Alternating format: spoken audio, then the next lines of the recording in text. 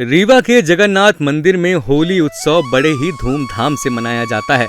बिछिया स्थित जगन्नाथ मंदिर में होली उत्सव की परंपरा काफी पुरानी है। यहाँ होली के दिन भगवान जगन्नाथ को आटिका प्रसाद का भोग लगाया जाता है। यहाँ भगवान को कड़ी भात और खीर का भोग परोसा जाता है।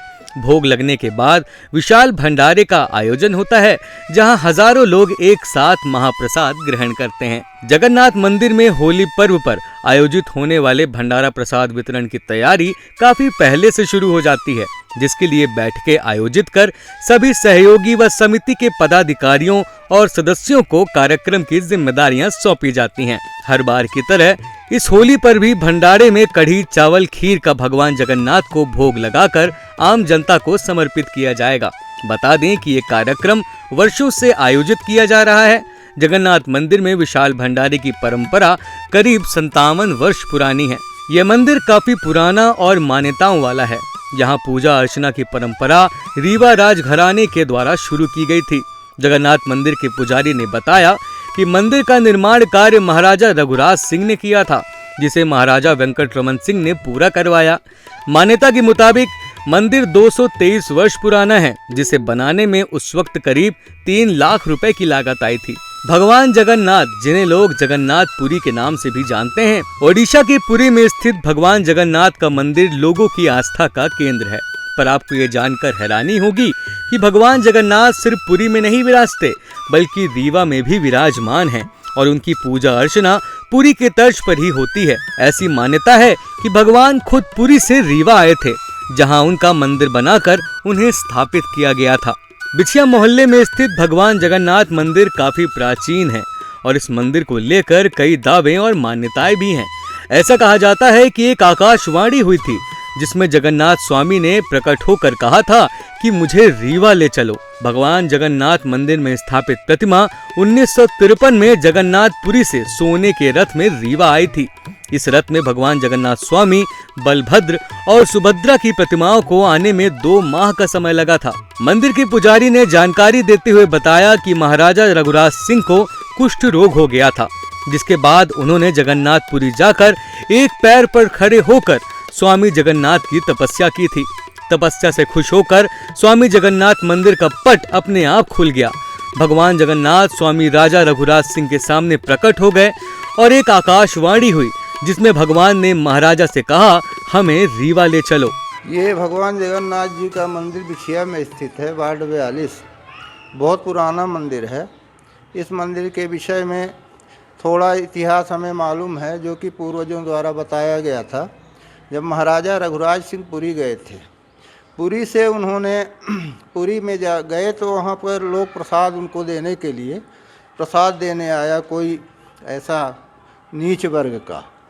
भगवान का प्रसाद लेकर के आया तो उन्होंने इस प्रसाद को त्याग कर दिया। जब त्याग कर दिया और कंघी लगाने लगे बाल में, तो बोलते हैं कि प्रभु की कृपा होगी तो हमें प्रसाद मिलेगा, पर अभी हम नहीं लेंगे, हमारा हाथ खाली नहीं है। अगर प्रभु की कृपा होगी तो हमारे एक और हाथ होने चाहिए ताकि मैं प्रसाद लूं।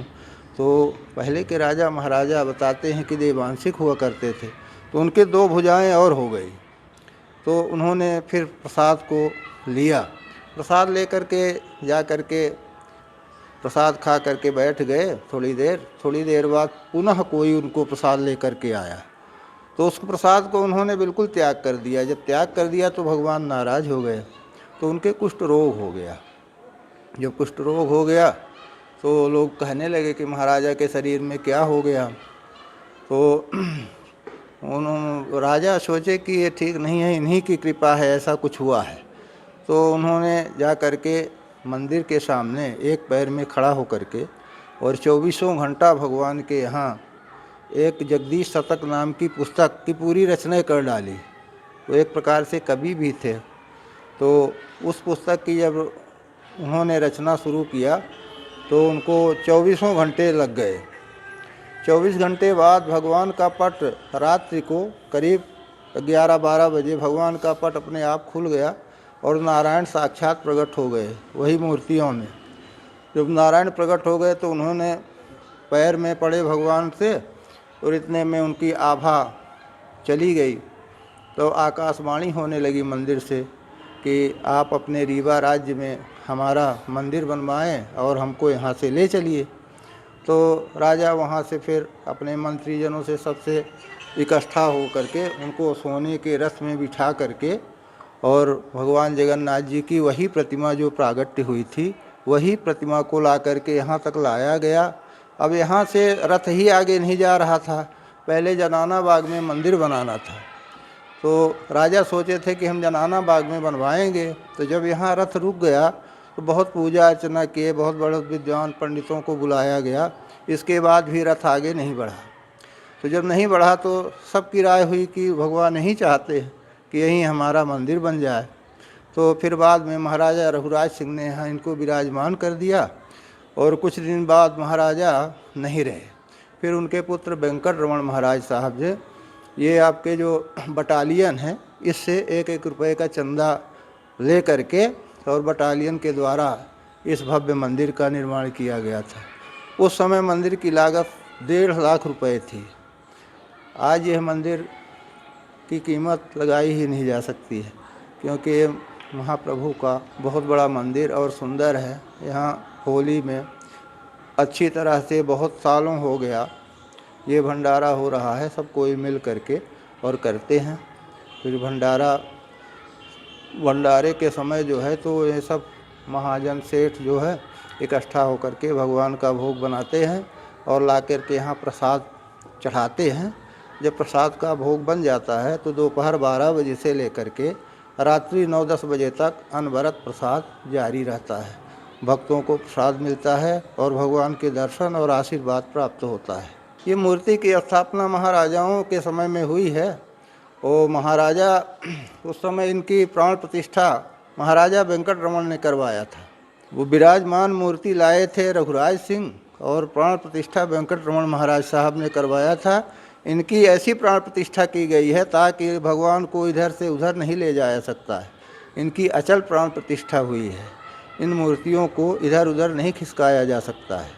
महाराजा चाहते थे कि उनकी प्रतिमाएं तोपखाने में मंदिर पर स्थापित हों, मगर जिस रथ में भगवान को लाया जा रहा था यह रथ बिछिया मोहल्ला पहुंचने के बाद रुक गया और बड़ी मशक्कत के बाद भी यह रथ अपनी जगह से हिला नहीं, जिसकी वजह से भगवान जगन्नाथ की प्रतिमा को उसी जगह पर स्थापित करना पड़ा। हालांकि रथ रुकने के बाद बहुत से महात्माओं और आचार्य पंडितों को बुलाकर पूजा करवाई गई कि भगवान क्यों रुक गए।